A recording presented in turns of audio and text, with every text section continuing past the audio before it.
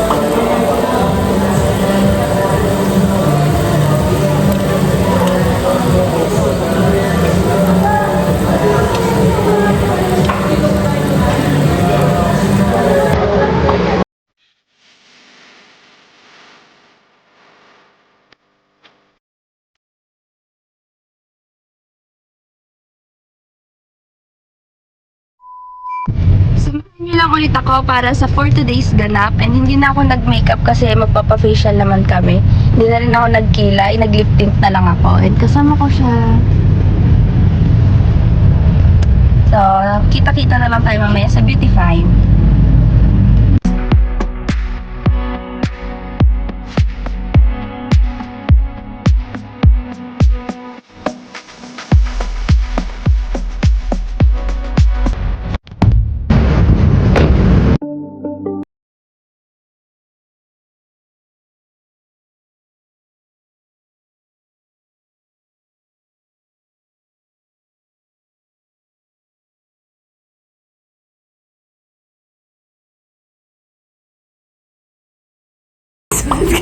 Wala ka ng problema.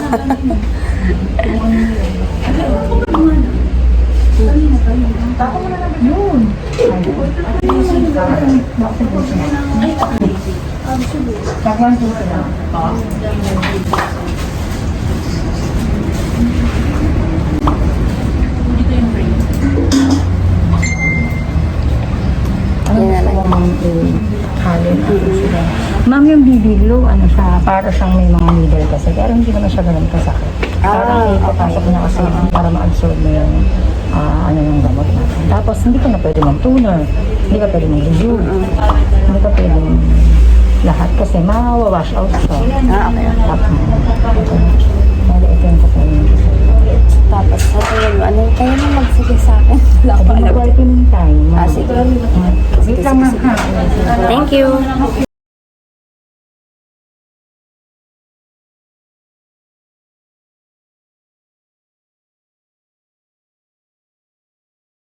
Paano ka na rin ng ano ma'am, kilikili? Whitening ma'am. Hindi ko po pinapakibukin. Okay ako sa Ay, oh. Buti pa si ma'am. Okay.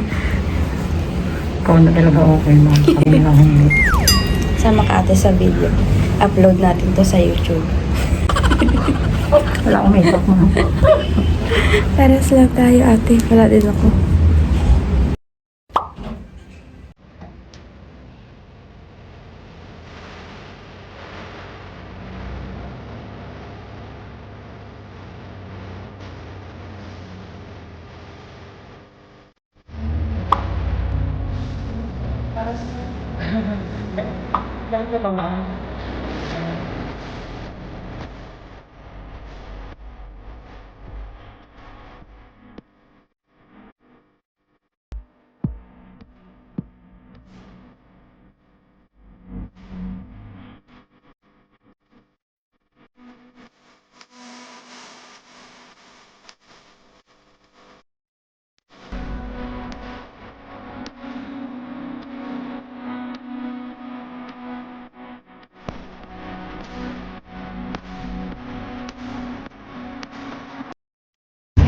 Manood ka, Myra. Ganda naman yung mukha ni Madam. Oo, nga kaya ayoko saktan eh. Baka ano pa ako, maawa pa ako eh.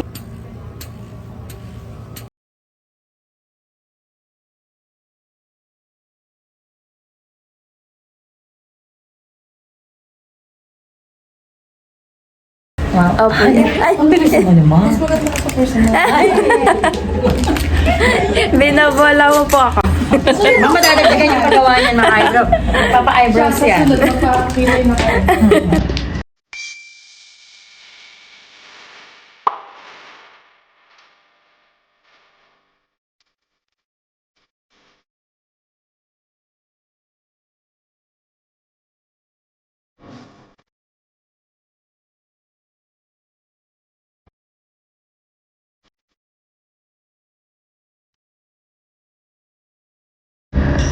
Hawakan mo. Ano nangyari tayo? Naluto ka ba? Kala ko nabilitsyon ka lang. Parang. Parang hindi mga tumukha mo mukha mo. Nang 24 hours ko ka mo na magbabasa, ha? Hindi pala salita sa ito nangihiyak naman. Tahimik yan, napilitan nga lang yan dyan. Oo, bahala ka mga babayaran mo si Sir. Mga lalaki naman hindi sila may...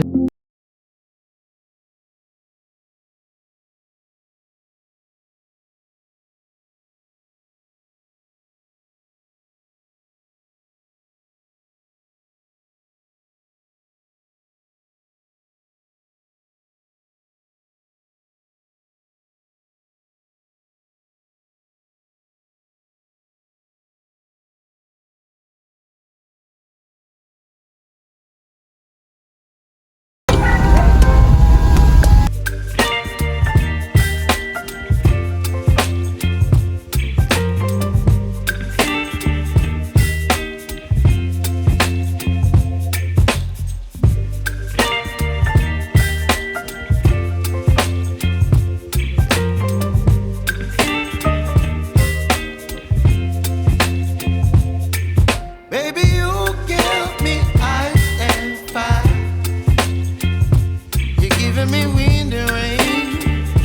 You're some kind of butterfly. Baby, you give me midnight. You whip up my appetite. Don't leave me here high and dry.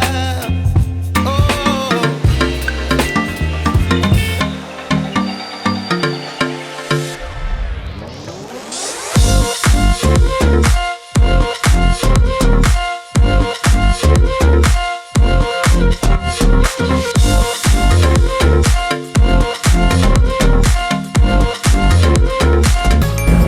Ko gawa yung mga hair ng lashes na nilagay niya sa akin. So, yung extensions natin, normally, made siya ng mink, silk, or synthetic lashes. So, normally, yung ginagamit natin, Korean silk. Yung mink kasi, medyo mahal na siya.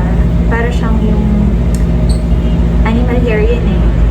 Pero, never tayo na merong human hair. May mga iba nagpo-promote ng human hair. Pero sa lash industry, wala talagang human hair. Kasi yung human hair is masyado siyang manipis and hindi siya masyado siyang, let's say, konting heat lang na nag-melt na siya or naiiba yung form. Thank you po. Si Ma'am Keisha. Hello!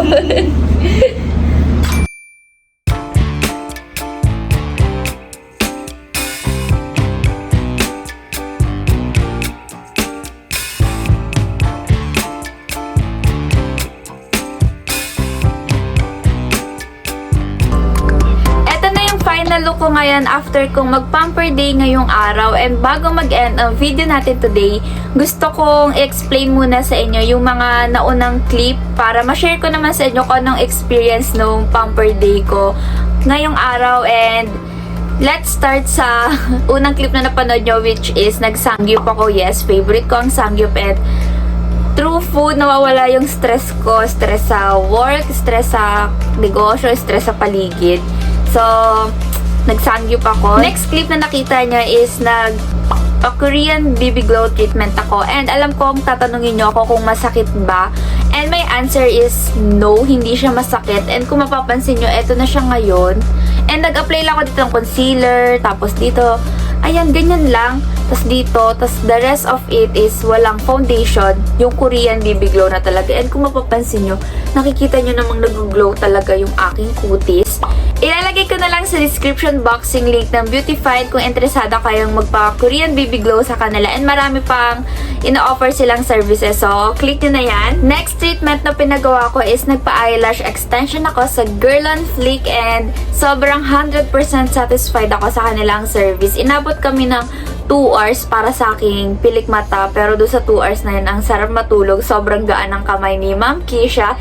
Hello po sa inyo. Thank you so much sa aking pilik. Ang lakas maka-natural, ang lakas makabuhay ng mata. Yung kahit wala ka ng makeup, maganda ka pa rin kasi buhay ang mata mo. Ilalagay ko na lang sa description box din yung kanilang Facebook page and Instagram account. Hindi man tayo maka-avail ng services na ino-offer nila, but through liking their Facebook page, sharing it to your social media, and sharing it to your friends and family, nakakatulong tayo through that. So, malaking tulong yun sa kanila. Next is for the last treatment na pinagawa ko is, alam kong pansin na pansin nyo, is itong hair ko. Ang pinagawa ko is highlights siya, tapos meron siyang mix of tricolor. Yung parang yung gumawa ng hair ko, yung tulad nung dati, ilalagay ko sa description box. Sobrang galing and sobrang mura lang niya, pero hindi ko alam kung hindi ko alam kung meron silang branch kasi dito lang siya sa amin, sa aming lugar, kasi sa Tanawan, Batangas. And yun, sobrang na-enjoy ko siya na nag-pamper ako ngayong araw. Nawala yung stress ko sa trabaho, sa negosyo, stress sa paligid, problema, ganun. So, kung ako sa'yo, spoil yourself. Do not forget to pamper yourself because you deserve it. I hope you enjoyed this video as I enjoy filming this video. Please like if you enjoy it, subscribe, and click the bell button so that you will get notified every time I uploaded a new video. Leave a comment below kung may gusto kayo pagawang content or other contents na gusto nyo makita dito sa aking YouTube channel. So, bye! See you in my next one. Mwah!